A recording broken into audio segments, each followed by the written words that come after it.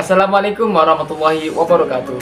Bertemu lagi dengan saya Fikri Yulil Amri dengan NIM 23411010122 dari kelas 3 BKF.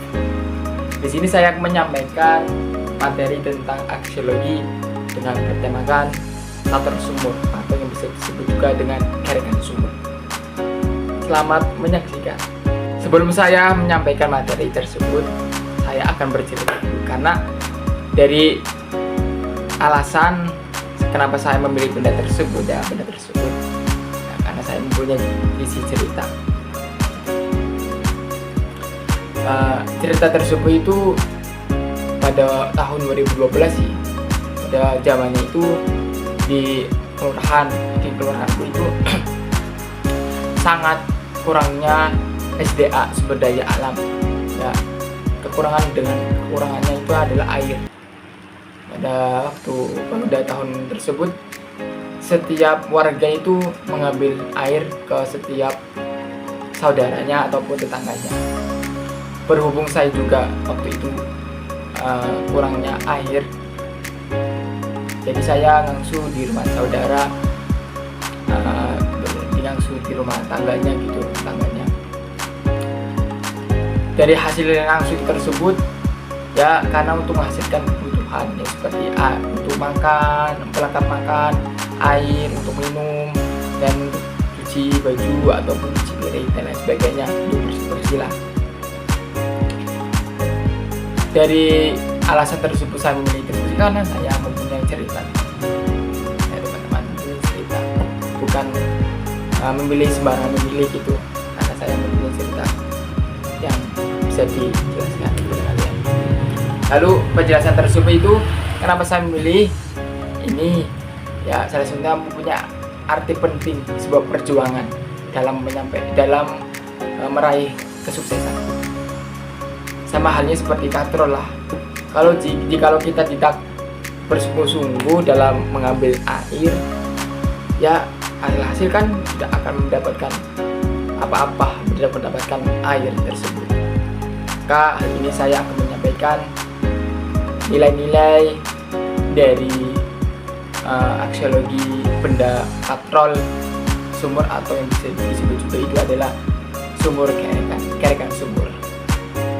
Oke, langsung saja dengan kita awali dengan nilai yang pertama, itu adalah nilai subjektif. Nilai subjektif adalah mahasiswa menilai katrol sebagai alat yang memudahkan pekerjaan sehari-hari, menciptakan kenyamanan dalam menimba air. Bahwa penjelasan yang di atas tersebut, bahwa diri kita setiap apa yang ingin impikan harus menciptakan dengan kenyamanan tersebut.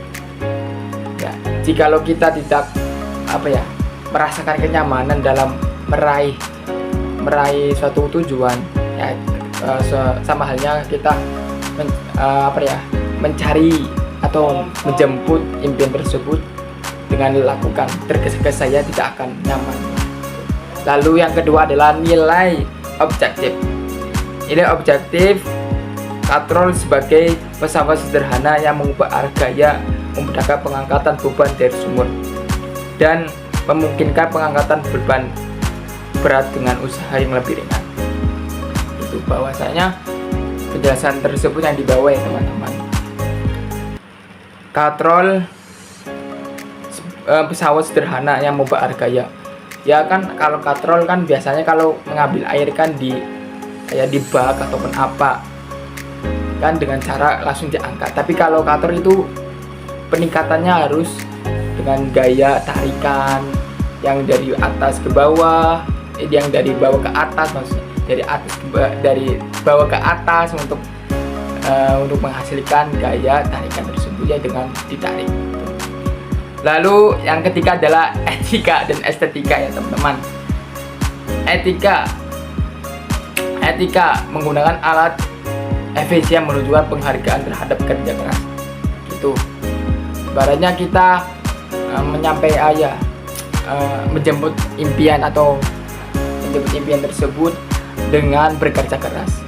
Karena dalam Mafudut mengatakan Manjada wajada, barang siapa yang bersungguh-sungguh maka akan berhasil. Ya, sama halnya dengan etika dari nilai katrol sumur.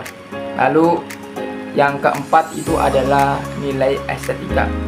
Katrol dapat dianggap sebagai karya seni teknik yang mencerminkan inovasi. Bahwasanya katrol tersebut mempunyai nilai keindahan. Nilai keindahannya apa? Seperti nilai bekerja sama, bergotong royong kepada semua manusia yang ingin berjuang gitu, untuk mendapatkan tujuannya. Yang terakhir itu adalah nilai lokal dan Islam. Nilai lokal, penggunaan katrol dalam menimba air mencerminkan nilai yang menghargai, yang dinamakan dengan nilai menghargai. Dan yang terakhir itu adalah prinsip Islam, memudahkan pekerjaan sejalan dengan ajaran Islam tentang efisiensi dan kerja keras. Maka nilai tersebut dari nilai yang terakhir, lokal dan Islam, bahwasanya kita akan ketika kita akan menjemput suatu tujuan, impian kita akan berhasil, ya kita harus menghargai dan bertanggung jawab apa yang kita inginkan. Lalu fokuslah apa yang kita impikan. Jangan terburu-buru, sabar dan bersungguh-sungguh. Manjada wajada, man sobaro ala dofiro. Maka sesungguhnya setiap manusia itu penuh dengan kesengsaraan. Memang hidup karena penuh dengan kesengsaraan, penuh dengan rintangan. Maka saya mengambil nilai tersebut karena menggambarkan sebuah manusia harus menciptakan dengan bersungguh-sungguh, dengan sabar dan dengan fokus.